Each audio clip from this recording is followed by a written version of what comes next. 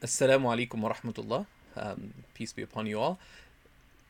There's an interesting question here that if God's original purpose was for man to live on earth, then how come he let Satan change and defeat his plan?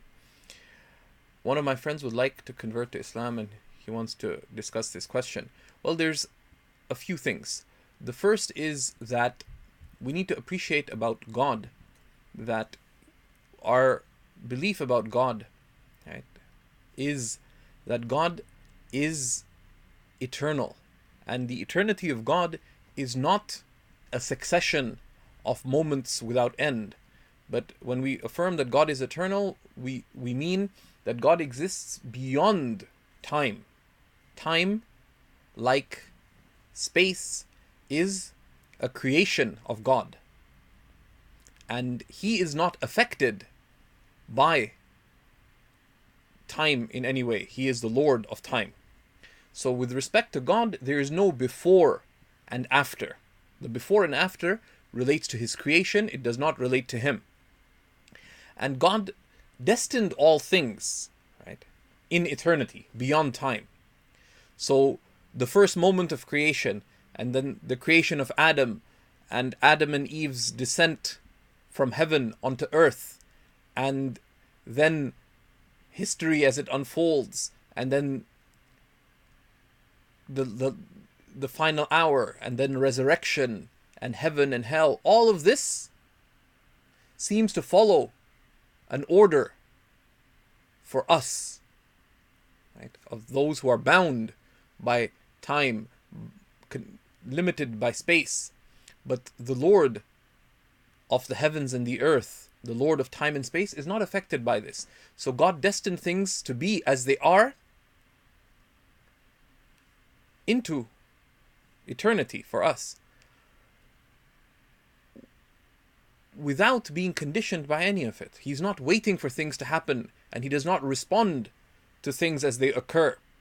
Everything besides Allah is His creation. He created it in accordance with how He destined it to be.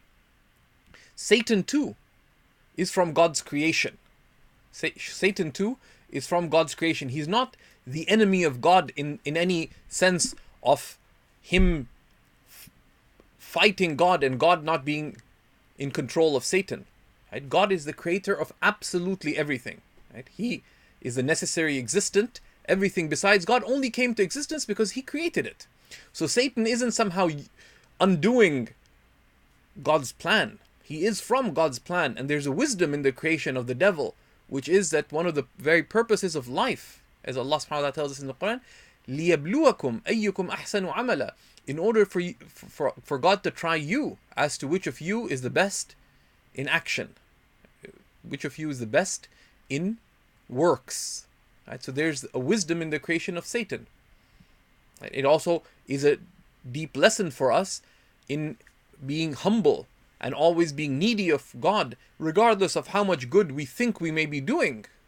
Right? Because Satan was the most devoted, most apparently devoted of God's creation. The angels themselves were jealous of we call him Iblis, of Satan. And yet he grew proud, and that pride was his fall. It was his fall. He started feeling himself independent of his Lord. And because of that, he did not have true love of God, because had he loved God, he would have been at His behest. When he said prostrate to Adam, he would have done so. And thereby he was banished from the garden. Being banished from the garden, he asked Allah for respite. And out of Allah's mercy and wisdom, mercy even to the wretched devil, right? And out of tremendous wisdom, God granted him that respite. And all of that was known to God beyond time. Right? So, just as when Allah created Adam and then created Eve and made them dwell in paradise, God knew that this is not their ongoing resting place, but that they will be tested and they will respond in a manner that will result in them coming down to earth. And that was a fulfillment of the divine plan, of divine destiny, and it manifests great wisdom in it, right? So this relates directly to what we believe about God, right? That God is the necessary existent. He is eternal. Time does not relate to him. Everything that happens was destined by God in eternity, right? He willed it. He specified it by his will in accordance with his knowledge. God's knowledge shows things as they are. So he knew the choices that his creation would make.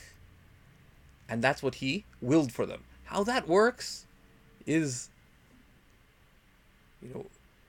beyond our understanding, but it is within our appreciation, right?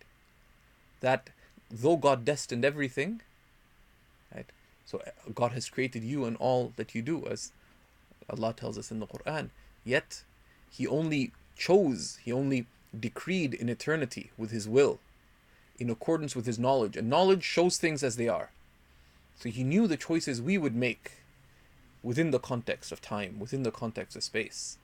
And that's what he willed for us in eternity, and that's what he creates as destiny unfolds. But we are not compelled, nor was Satan compelled. Right? So neither did Satan in any way defeat God's plan, nor was he forced by God to do what he did. He, like humans, acted with his choice, and it was thereby responsible. And all of that was within the great divine plan and destiny. And there's great wisdom in it. And in that fall of the devil is a great lesson for us in always feeling neediness to God, always being humble, never acquiring self-consequence, and in that to be true lovers of God. For the lover is always at the behest of their beloved. What is love?